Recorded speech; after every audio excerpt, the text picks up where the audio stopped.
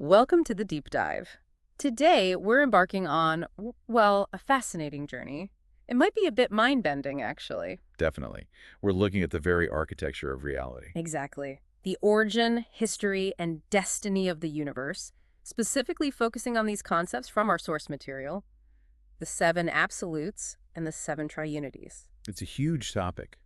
Really foundational stuff about, the building blocks of all existence. It really is. And look, if that sounds like a cosmic mountain to climb right now, Yeah. don't worry. We've gone through the source material. There are book chapters, transcripts, a video discussion, all centered on part 17 of this framework. Yeah, we've tried to distill it down. Our mission today is really to give you a clear path through this. We Right. want to unpack the seven absolutes, nail down the difference between Trinity and Triunity that's crucial, and then give you a good overview of the seven Triunities. Think of it as getting maybe a new lens to view the universe, a powerful one. Right. Okay, so let's start big picture. The seven absolutes, what exactly are these? Well, the seven absolutes, they represent the ultimate boundaries, the boundaries of total reality, everything that exists. Infinity, really, in its most complete sense. Well, they're like the container, the foundational principles for everything. That's a good way to put it. Like the container, yes. And there are seven. The universal Father, the eternal Son, the infinite Spirit. Those are the paradise deities. Okay. Then the Isle of Paradise itself, which is non-deity. And then three more absolutes. The deity absolute, the universal absolute, and the unqualified absolute. Seven core components. And these aren't just like philosophical ideas. They actually affect everything. Oh, absolutely. The sources are really clear on this. The origin of the universe, its history, its destiny, matter, energy, personality, time, space. It all happens within these seven absolutes. Within them. Yes. There's no outside. Beyond this framework is, well, the sources call it nothingness, a complete absence. Wow. That's an incredibly encompassing idea. And something that really stood out to me, all seven, even the ones described as non-deity like paradise and the unqualified absolute, they're all somehow part of or contained within the universal Father, Yeah. the I Am. It's fundamental. The cornerstone concept here, the analogy they use is quite powerful. We live, breathe, and have our being within God the Father. It points to God being, immanent, not just outside creation, but the very fabric of it. So does that mean if everything exists within the Father, that denying the Father's existence is kind of like denying the ground you're standing on, denying your own existence, fundamentals? That's the profound implication, yes. If Yeah. that's the foundational reality, then denying it pulls the rug out from under everything else, Ah. including ourselves. Okay. So we have this ultimate framework, the seven absolutes, all within the Father, but it's not static, right? They must interact somehow. Oh, definitely not static.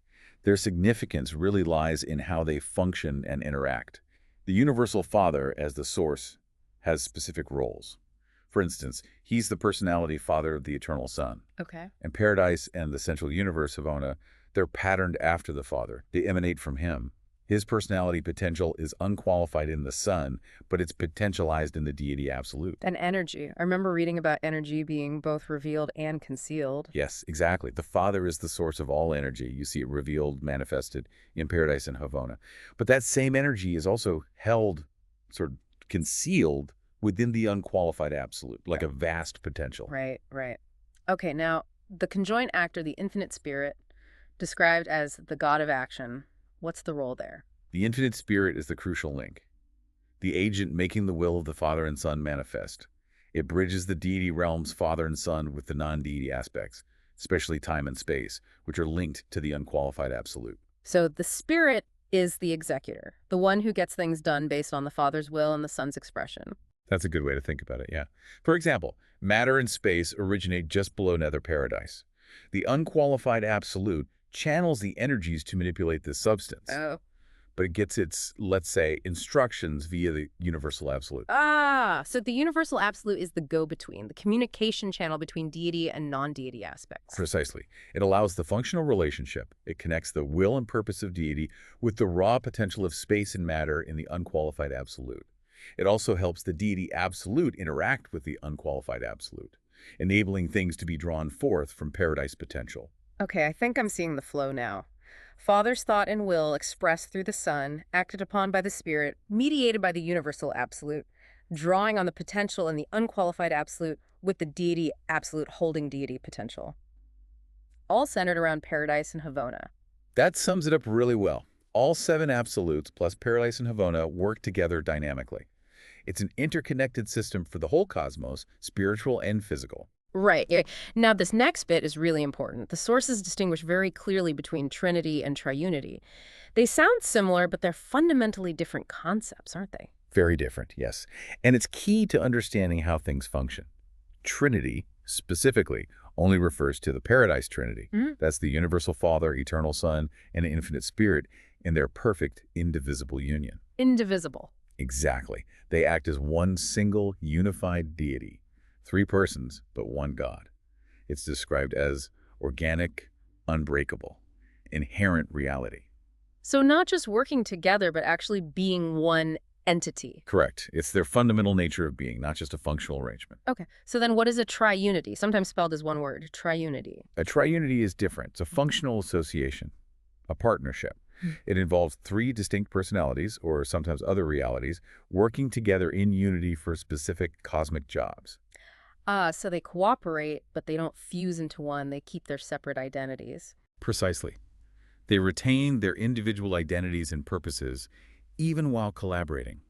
Think of it more like a specialized team or a task force brought together for a particular mission. And that makes sense, like a cosmic task force. Right. You mentioned the first triunity as an example. Yes, the first triunity is the Father, Son, and Spirit acting together functionally. So while they are the Paradise Trinity, one God, they can also function together as the first triunity for certain purposes without losing their individual identities in that functional role. So they can wear different hats, so to speak, function in different modes. You put it that way. Trinity is their state of being. Triunity is a mode of function. Got it. Trinity, unified being, triunities, functional collaborative units. Exactly. And the sources stress that these 7 triunities are the main operational units for many universal functions. They're the working groups that carry out the Father's will across different aspects of reality. Trinity is the source command. Triunities are the specialized agencies. Okay, that distinction is vital. So let's look at these 7 triunities now. What are these cosmic task forces actually doing? Well, the 7 triunities are essentially the functional arms of the divine will.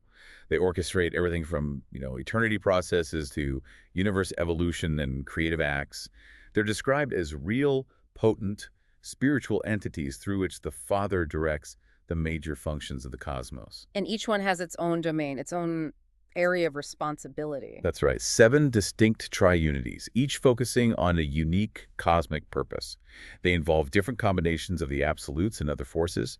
Together, they cover the whole spectrum of divine activity. Okay, let's get a feel for them. The first triunity. The first is the personal purpose triunity, or the purposive triunity. It's the 3 paradise deities, Father, Son, Spirit, and it embodies, purpose itself, personal association at the highest level. And the second. The second triunity, power pattern. This one deals with dynamic power and the underlying patterns, the archetypes for creation, the structural framework. Third triunity is spirit evolutional.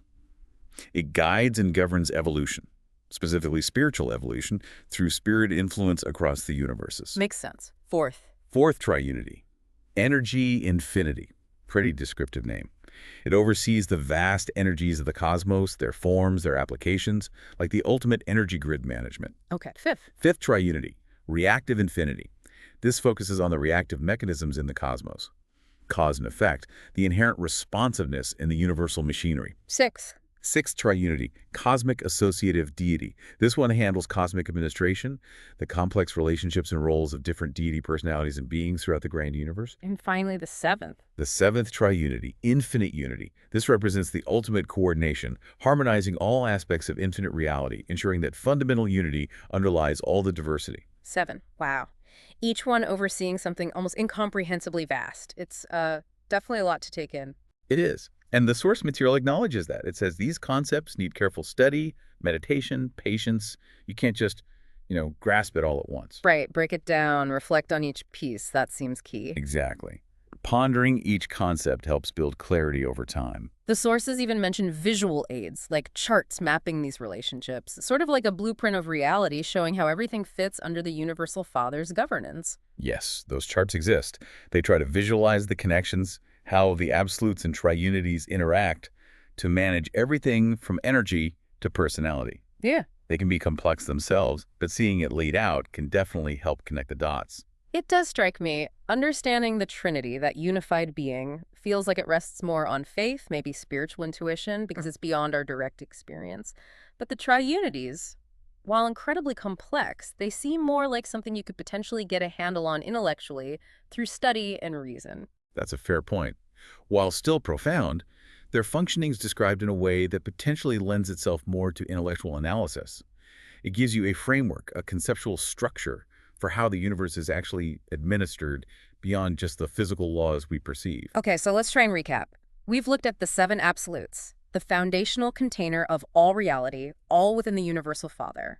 We've worked through the crucial difference between the indivisible paradise Trinity and the functional triunities. Right, the partnerships. And we've had an initial overview of the seven triunities themselves, these divine operational units handling specific cosmic functions. Exactly. It's a glimpse really into the architecture, the infinite architecture beneath everything. And maybe a thought for you, the listener, to carry away. How might understanding this intricate, purposeful, divine organization, how might that shift your perspective on things like cause and effect, purpose in the universe, or even just how interconnected everything truly is? It's definitely worth pondering, and we really do encourage you to revisit this, maybe explore the source material yourself. Understanding unfolds gradually with these ideas. Absolutely. And we definitely plan to dig much deeper into the specific makeup and roles of each of the seven triunities in future deep dives. So stick around for those explorations. Looking forward to it. Thanks for joining us on this initial journey into the foundations of universe reality.